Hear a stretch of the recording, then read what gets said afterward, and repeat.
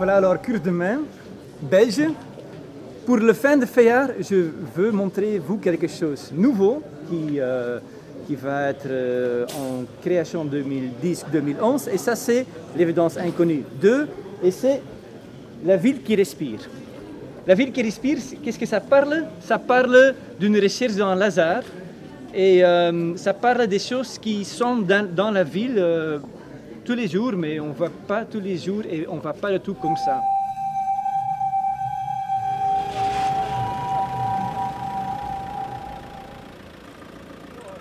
Ici, le reflet est montré dans une seule rue, mais normalement, c'est montré dans la ville, dans des endroits différents.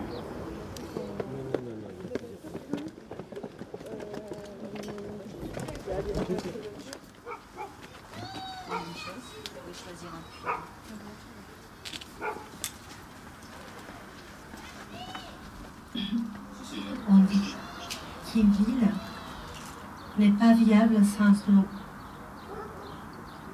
Certains jours, désœuvrés, nous nous perdons à rêvasser au bord du canal. On se perd dans cette masse transparente, en plongeant en pensée devenue liquide. On donne un libre cours à nos histoires, nos idées, nos écrits, nos sentiments. On flotte dans la pesanteur entre les rêves et la réalité. D'habitude, l'eau repousse les histoires. Mais certains d'entre elles parviennent à forcer la surface de l'eau et demeurent des années, voire des siècles, cachés dans des recoins obscurs. Et puis, soudain, sans raison, elles s'envolent comme des bulles.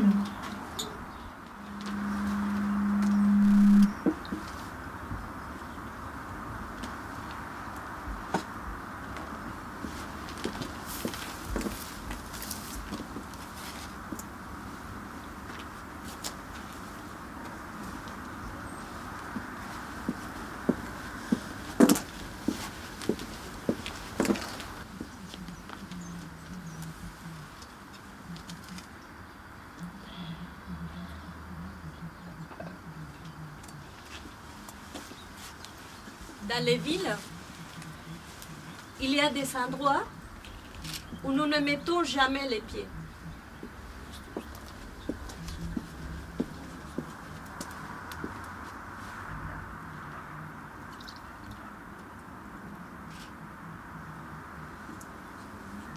Non pas au fin fond des villes, sinon plutôt des pierres, des endroits où jamais personne ne foule du pied.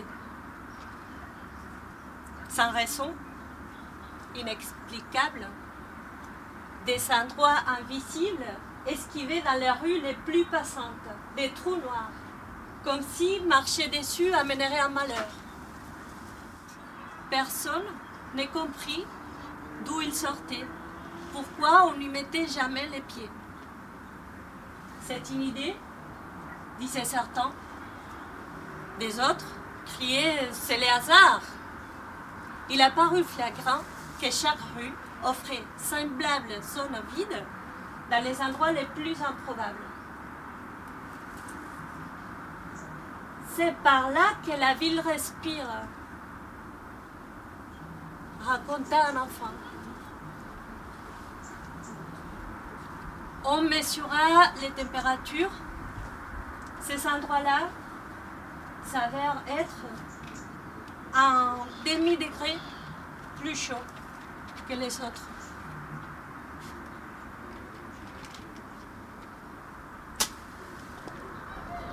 Oui. Ah mais ça madame, je peux voir? Ils ont bu ça.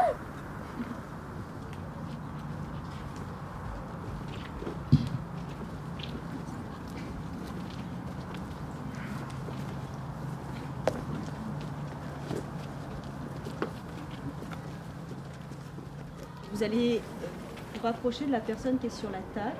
Vous allez déposer votre papier sur son ventre et vous allez lire, mais dans votre tête, le texte qui vous est proposé sur cette feuille. Donc on va faire ça un par un.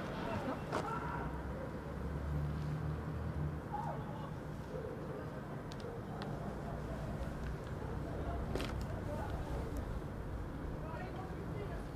Je descendais cette rue qui était droite, à un cliné de soleil, entre des automobiles d'une lenteur imprécise. Descendant cette rue, j'avais la sensation du passé, d'un lointain passé, d'une autre rue. Je ne parvenais pas à m'y revenir, pas en personne, pas en image de soi, défenestrée.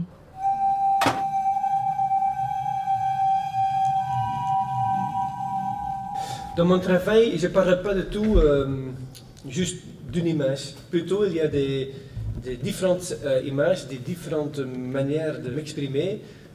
Par des sons, avec la tête dans l'arbre, il y a aussi du son, il y a aussi des paroles en fait. Souvent aussi avec différents sens, aussi sentir avec le oui. Voilà, aussi, voilà, différents sens. Et je le fais parce que comme ça, le travail commence d'exister à l'intérieur des spectateurs en fait. Ça c'est important, moi je veux qu'on peut lire mon travail avec l'empathie et l'imaginer qu'on peut lire un livre en fait. Voilà, mon travail n'existe pas dans l'essentiel qui est dans le travail, il existe parce qu'il y a différentes choses et c'est l'interprétation de spectateurs où le travail commence à exister en fait. Si on met sa tête dans l'arbre, c'est pas possible parce qu'il y a des lois physiques. Enfin, on est dans une contingence qui fait que on est dans l'impossible. Mais si c'était possible, qu'est-ce qui se passerait? Ouais. Qu'est-ce qui apparaîtrait si on pouvait mettre sa tête dans l'arbre? Si on pouvait, par exemple, voler, quitter la loi, voler. Oui. Moi, je trouve, comme artiste, je trouve intéressant pour moi de chercher dans un vide. Et je cherche des choses qui sont déjà là, mais je cherche une autre manière de le voir.